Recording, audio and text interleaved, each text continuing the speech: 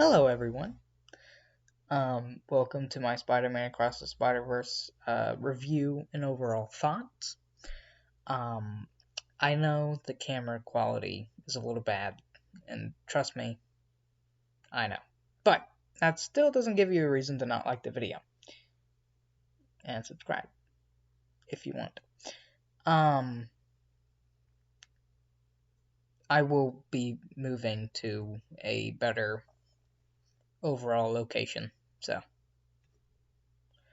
Okay, let's go ahead and get into this. I have my notes right here on my phone. I was going to film it on my phone or my tablet for better quality, but decided not to because, I have a perfectly fine camera right here. So, alright, let's get into this.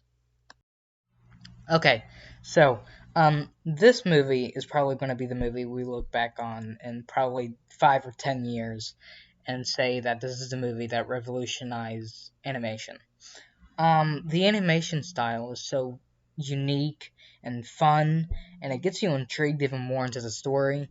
Um, it's unbelievable. The animators did an amazing job. I heard that they took literally 3 years just to animate Spider-Punk, which I think is a great. They did a great job, and all the hard work really paid off. So, animation spectacular. Let's move on to our other subjects. The action sequences. This movie is probably the best animated action movie to ever exist. The action sequences in this movie definitely outdo the first movie. Um, and by a long shot. It could be, in my opinion, probably the best action movie just in general. Now, you don't have to agree with me on that. You just have to go um, watch the movie for yourself in order to determine that. That's up to you, the audience. Now, let's move on to that's my thoughts on that.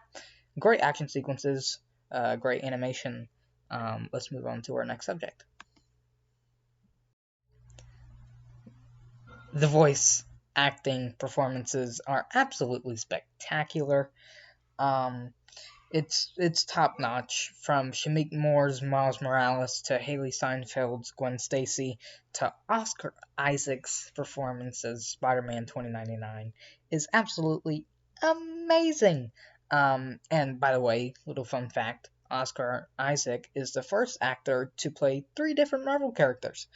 Um, the performance that stood out to me was Oscar Isaac as Spider-Man 2099. He did fantastic. He was spectacular. Um, it, ugh, it was. I have no words. It was great. Now this is where I'm going to get a little spoilery. Okay, we are going to have some spoilers in this video, so this is the moment where you can click away. And if you don't want to be spoiled, leave the video, go watch it, then come back. But make sure to like and subscribe before you go. Alright, let's move on to our spoiler part of the video. So, this movie was a Gwen Stacy story. We get a hint at that in the opening sequence when it's just Gwen walking around in her universe and playing with her band and everything, and um the and then we get the Renaissance Vulture sequence, which I thought was awesome, and that's where we get introduced to Spider-Man 2099 and blah blah blah blah blah. We come to find out that her father is on the hunt for Gwen, or Spider Gwen, because he thinks that she's the one that killed the Peter Parker in that universe, which obviously Gwen didn't, because that was her best friend. But she can't tell her dad that. Um, and then Gwen tells her father that she is the uh I'm at a loss for words. That she is Spider-Gwen and everything like that. By the way, Haley Steinfeld did an amazing job at executing this arc and story between Gwen and her father. It was fantastic. The Renaissance Vulture scene is where we obviously get introduced to Spider-Man 2099, and then that's where she goes. And then that's where she then joins the Spider Society and Jessica Drews and everyone else. Now, let's move on to our next bit. So basically, now I'm going to talk about the Miles side of things. So this story is about Miles Morales and him trying to balance the life of being Spider-Man and an average teenager. This movie was very much a father relationship story.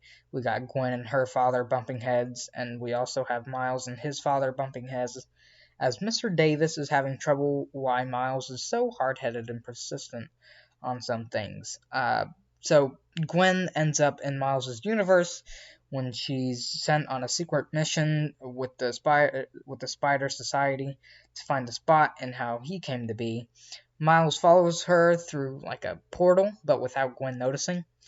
Throughout the multiverse, then that's where we end up to Spider-Man India's world, Mumbattan, if I'm not mistaken. I didn't exactly take all the universe's names into account. I just knew, oh, hey, look, that's Spider-Man India. Now, this is where we learn about canon events and how we aren't allowed to mess with things that affect other Spidey's origin story, and so forth.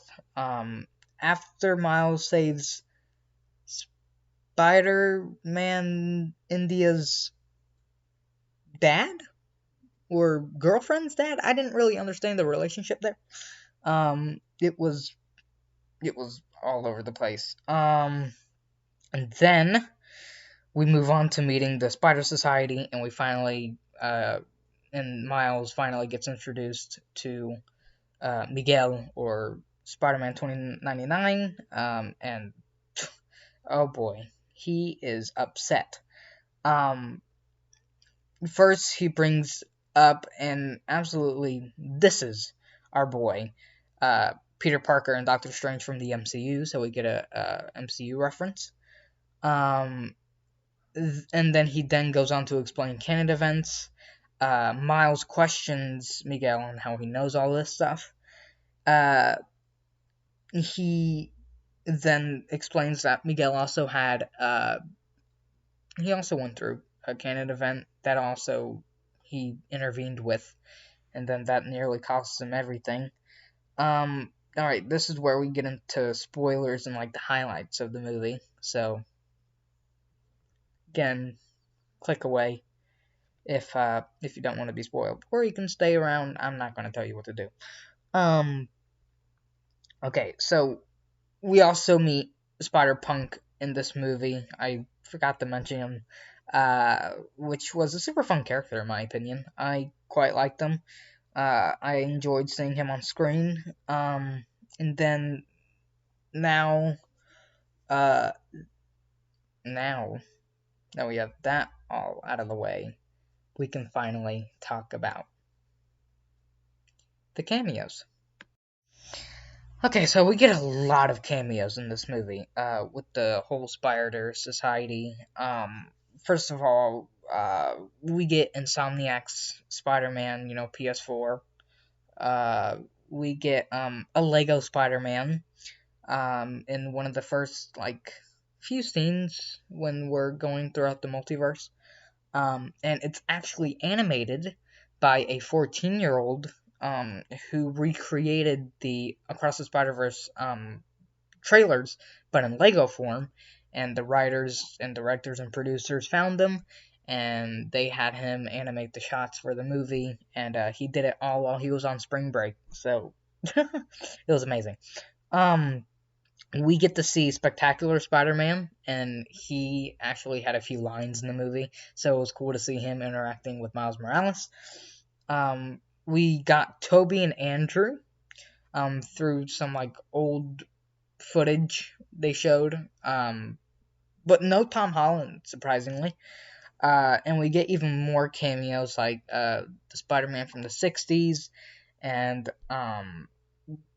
like there's so much. I don't even think I have time to go through all of them. Um, so we don't have time for that right now. Let's talk about the Spot. Okay, I kept the Spot separated from everything because he just needs his own segment. Oh my gosh, what a villain! He starts out as this villain as the week, as they call him. Then by the end of the movie, we see his power, and we know he could literally kill everyone with the snap of his fingers if he really wanted to. This movie is basically um, like a Spider-Man Infinity War, if if you will. Um, then again, this movie is probably better than Infinity War. Um, uh, Jason. Sorry if I butcher his name, last name. You know what? I'm not even gonna try to pronounce it because a lot of people are gonna come after me, and I don't want that. So you guys can go look that up. But he did an amazing job with the character. Um, Now we end with a cliffhanger of Gwen assembling a team to go rescue Miles from a universe where our Miles is held captive by his Uncle Aaron, and a lot of you are probably thinking, what? And Miles accidentally ends up in the wrong universe. He doesn't get sent home like he thought he did. He gets sent to another universe on accident. So he's held captive by this variant of Uncle Aaron, and we then come to find out that Mr. Davis, Miles' father, is actually dead in that universe. So instead of Uncle Aaron, it's his father. And we also find out that there is no Spider-Man in that universe, which is interesting. And that Miles Morales is actually the Prowler, which blew my mind. Um, so with that all out of the way, with the ending all out of the way, let's get into the overall rating. This will be a rating from 1 out of 10. Or 1 through 10. I made it seem like, like I gave it a 1 out of 10. No, definitely not. I'm going to give this movie a 10 out of 10.